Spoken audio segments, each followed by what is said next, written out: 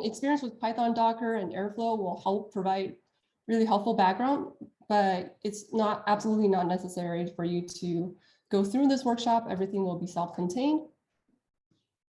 And super quick, here is the agenda for the workshop today. So it'll be 30 minutes. We will first give you an overview of LineaPy, and then we'll go through the API notebook that we have shared the link to in our announcement. Then we'll have Q&A followed by following the walkthrough, and then we'll share a little bit more about our social and our upcoming events. All right, so before we dive in, I want to introduce the LineaPy developer team. So my name is Doris, and Ifan, Mustafa, and Ayan and I, we are from UC Berkeley, the RISE lab. We're the lab that created Spark, for those of us who have heard of it. And so for me, very personally, I was an ML engineer in the previous life. So a lot of the problems that we're solving at Linea is actually problems that I experienced in that role.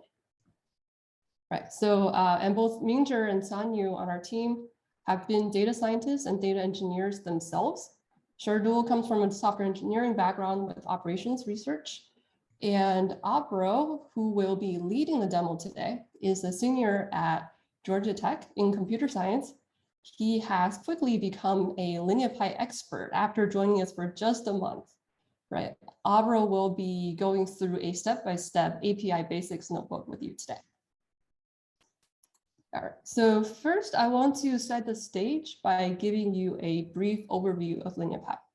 So at a very high level, LineaPy is this Python library that you import into your development environment, which can be a Jupyter notebook, VS Code, Databricks notebook, Google Collab, or just good old Python script. Right, so the import statement at the top automatically starts the tracking mechanism and initializes the backend database if it hasn't been initialized previously. And this is where we're storing our metadata, our artifacts, and everything else. And if those terms don't sound familiar, I'll cover them in a second. Right, and then as you're working towards something, and you can use the LineaPy.save API to be able to create linear artifacts and save them to the database. And then the LineaPy.get API allows you to retrieve previously saved linear artifacts. And then finally, the LineaPy.toPipeline API creates a pipeline that contains one or more linear artifacts. The files associated with the pipeline include not only the code for computing the artifacts, but also the Python dependencies for the code and a Docker file to set up a container to run the pipelines with the right dependencies installed.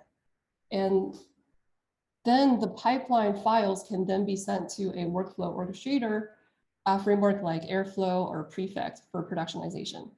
And we want to call out the fact that users have the agency to be able to come in and look at all of these files before they put them into production if they wanted to really validate that what's being generated by Linea is something that that are aligned with their expectation. Right, so now zooming in a little bit, here's a bit more details on behind the scenes stuff on how we do it. So during development, LineaPy is capturing your workflow and building what we call the LineaPy graph in the background by analyzing your code. The graph captures dependency information about how the different operations in your code are related to each other.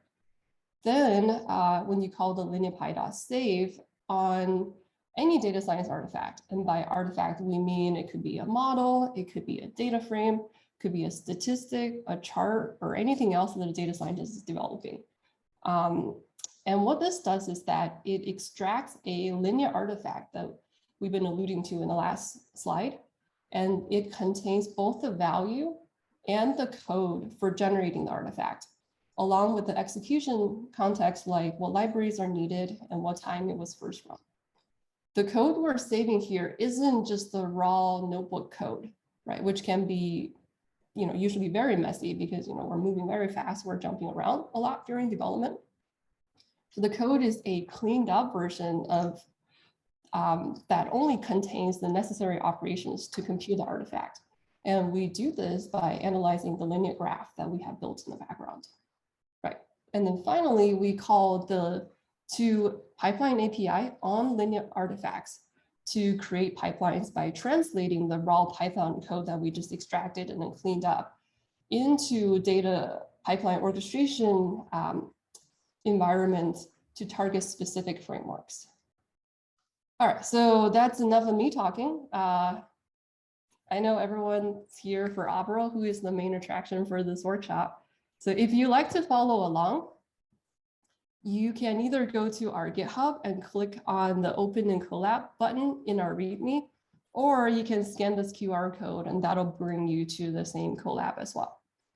Right? We're using Collab today because then you don't need to get anything set up to get started. And now over to you, Avril, to do the API Basics notebook walkthrough.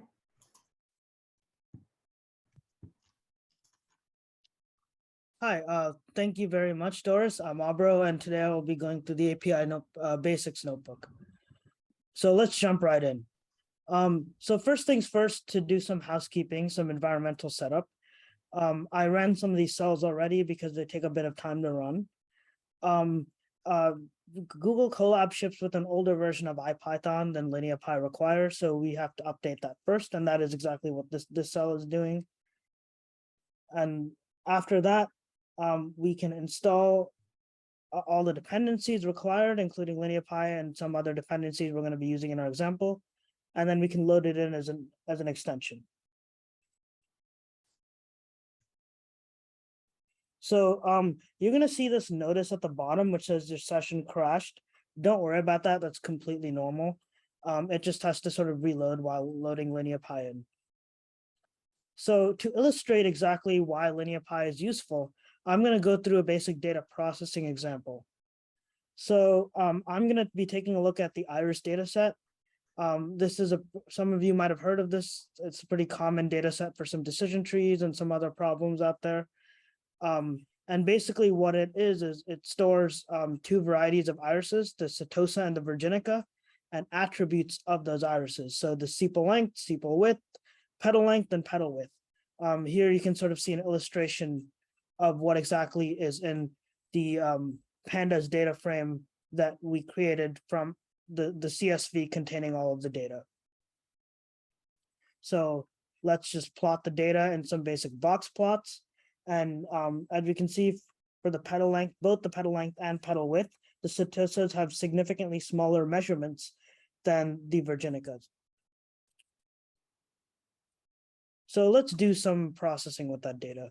So first things first, we want to take the average length of the setosa, specifically the petal length, as well as the average width of the setosa, this petal width, and calculate the mean of both of these attributes. And we're going to do the exact same thing with the virginica, so the average petal width and average petal length. And then after that, we're going to calculate the differences between the average petal lengths and petal widths between the setosas and the virginicas. So if we display these diffs, we're going to notice that they're around -4 for the average length and -1.7 for the average width. So there's a difference between the averages.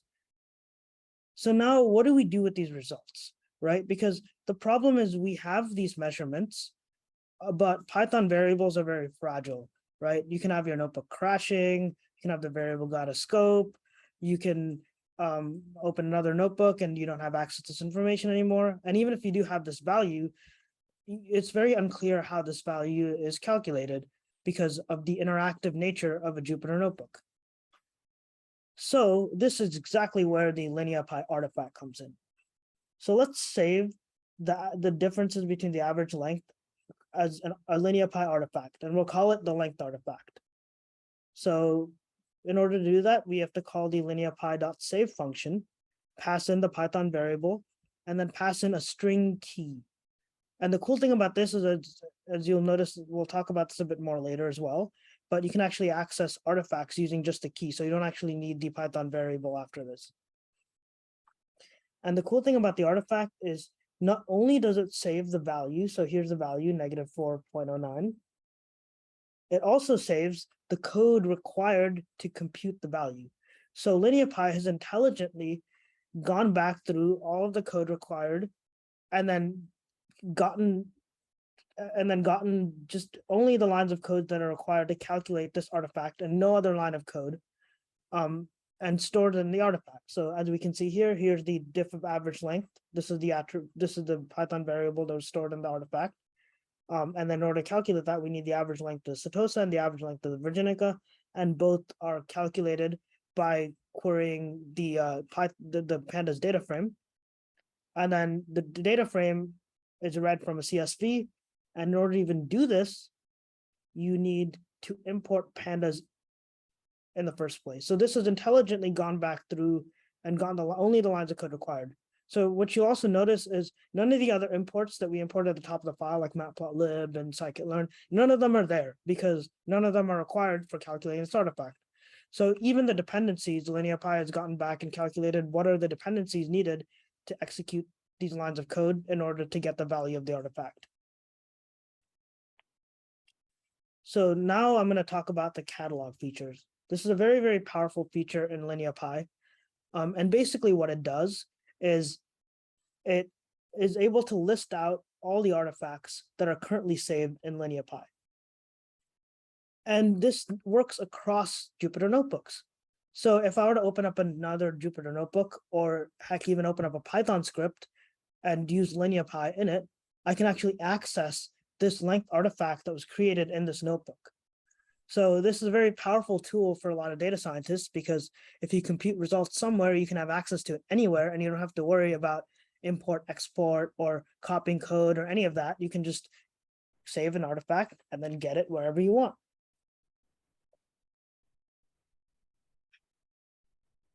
So the next feature that I really wanted to show off is the versioning system.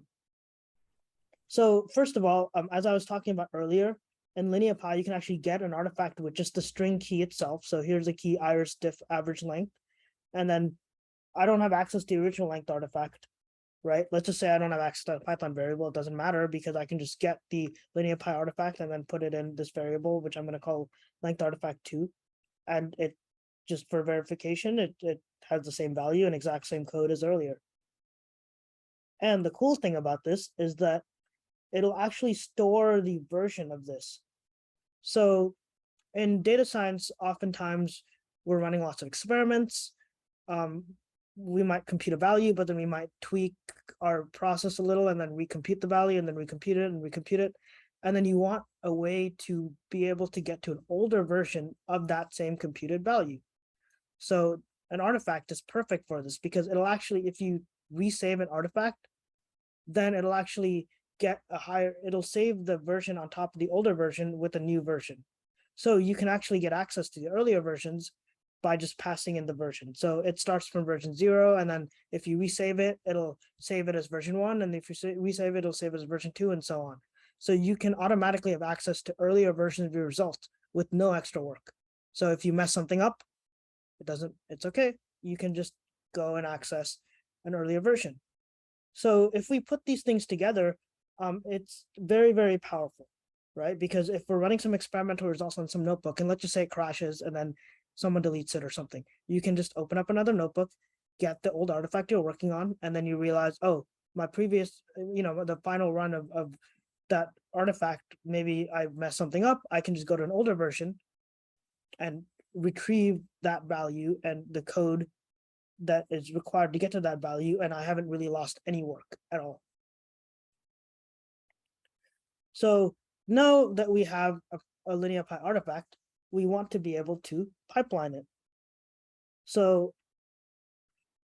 first of all, we're going to also save the difference in the average width as a width artifact. And the thing about Jupyter notebooks is that they're very difficult to actually productionize because they're not really reproducible. There's no way to guarantee a certain state to reproduce code because you can run cells really in any order. It's again, the problem with sort of this interactive solution. And then the other thing is there isn't really a built-in retry mechanism. So the thing with pipeline orchestrations is if something fails, you can specify rules for if you wanted to retry, if you wanted to try to run something else, or if you wanted to just give up, or if you wanted to wait, say, a certain number of seconds and then retry. It's a very, very powerful tool. And LineaPy lets us automatically convert artifacts into pipelines. So we can use this LineaPy.2 pipeline call, and it does all the magic for us. So it takes in the artifacts, and it takes them in by name. So again, as I referred to before, all you really need is the string key. So you don't even need the Python variables. And then you're required to obviously name the pipeline and then specify the library. So we support Airflow. That's an example of an orchestration platform that we support. And then specify the output directory. So you can output this, anywhere you want, really, on your local machine. So this has generated the pipeline for us. And the cool thing is that here is the output of what's created, right? These are all in the format that Airflow expects. So there's the demo pipeline requirements, the Docker file, the actual Python file, and then the DAG. And two things I want to point out. Number one is the Docker file that was automatically generated.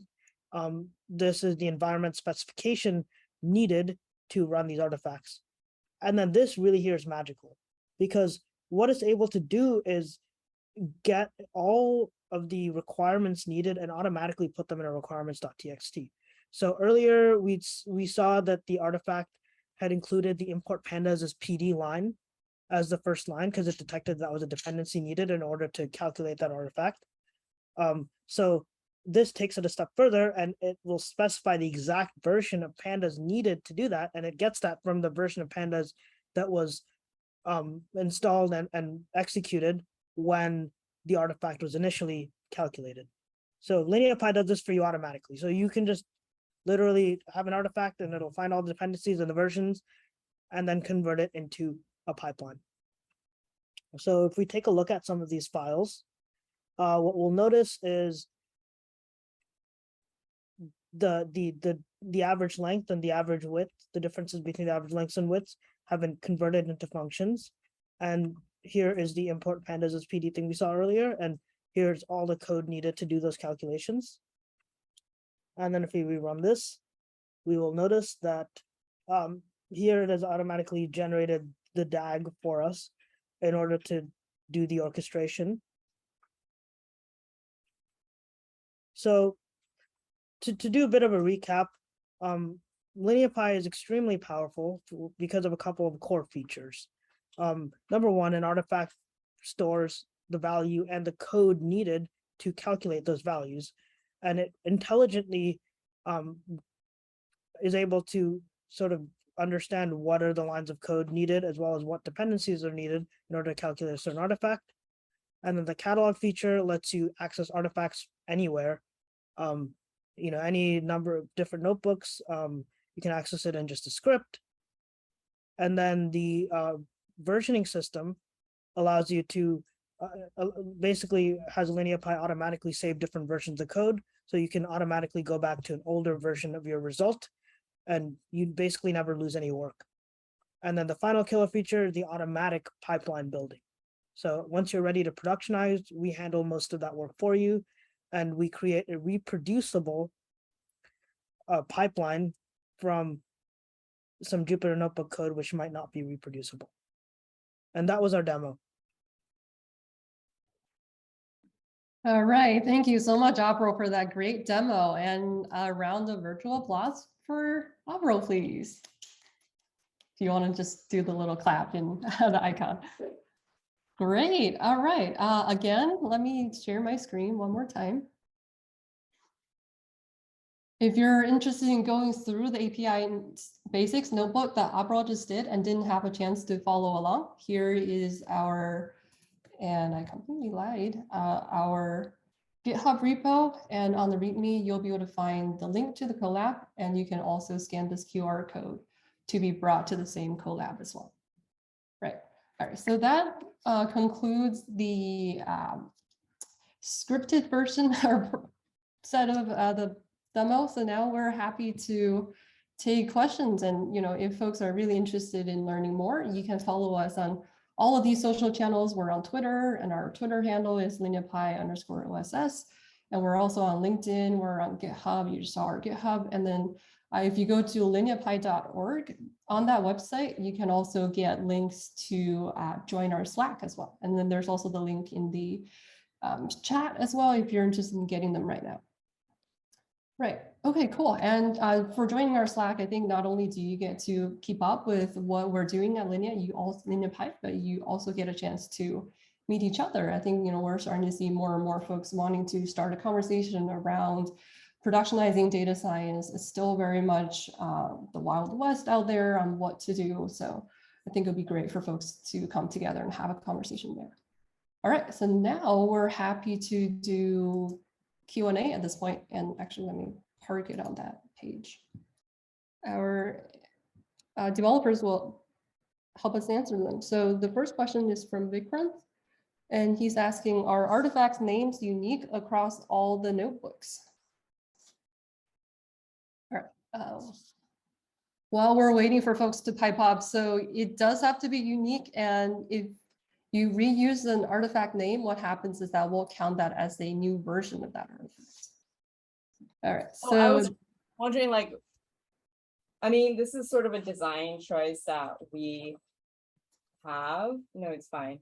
I don't know who asked it. Is there a preferred behavior that you like? We're happy to take feedback on that. I think the original design to make it globally referenceable is so that it's easier for retrieval, but at the same time, it does increase the risk of collision. If you just want simple names like, oh, DF or data source. But you don't have to answer it right now. Feel free to send it up in Slack or on our GitHub. Yeah. To add to that, I think right now the behavior is it'll just save it as a new version, because it just assumes the same name. Yeah, it assumes same name equals same artifact. Maybe in the future we can talk about namespaces or something. I'm not really sure, but. So the question is if we support different platforms, and the answer is yeah. Besides Jupyter Notebook, we support all major notebook platforms. So VS Code, Collab, Jupyter. We also work on Binder now and Databricks. Not sure if we tested on Kaggle, but we could. Yeah, it should work. All right, we have another question from Chris. I assume that the generated artifacts are specific for the hardware that it's generated on. So for example, if I'm running on x86 with NVIDIA, the Docker file would target that particular configuration.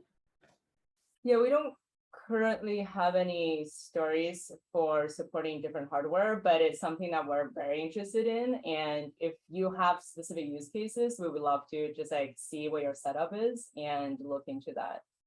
It's definitely on our roadmap, but we just haven't ran into that use case. Yeah, please send us a GitHub issue with if you could share the code and the hardware configuration. That would be great. I had a quick follow-up on that question. Are you worried about the library installations or something else? Yeah, I mean, I can unmute and just ask him just in general. Yeah, if I've been doing developing a model or doing data science, and I've been I've loaded NVIDIA libraries in, will the Docker file that's generated, will it actually pull in the libraries that I've been working with in my notebook, or is it just going to pull the general libraries in? I'm just thinking about moving work from development into production, if you need to be concerned about replicating your development environment within your production environment. So yeah, I think if the libraries have keywords for, I'm not sure exactly what they use, but if you have imaging library and then bracket for x86 or something, it will copy all of that. All right, we got one more question on where are we saving all the data? Whereas I guess you mentioned it already, right? At the very beginning. Right now in the open source project, we save to a local directory that you can specify in your configuration, but by default, it's put under your home directory under .lineapy. We are adding features to support hosted versions, and that's something we're currently working on. And if you have any interest or feature requests for those kind of support, we would love to hear that too. But right now it's on your local machine. All right, well, I know we're at time. We will stick around for folks who are still going through the notebook on their own and needing support or having, have more questions. And to as a follow-up to this session, if you're, just dying to get more of Linea, there are 3 more notebooks that you can go through in our use cases on the README as well. So if you are able to go through all 3 notebooks and then sign up for the next workshop, so we'll have more announcements on a future workshop. We'll keep doing them at a regular cadence, and we'll send out more information about that on our Slack and on our social channels as well. So for a question about how do you get this super limited edition swag, we will just have to, use honor code. If you tell us in the next sign up that you've come to this workshop and you've gone through the 3 notebooks, we will be in touch.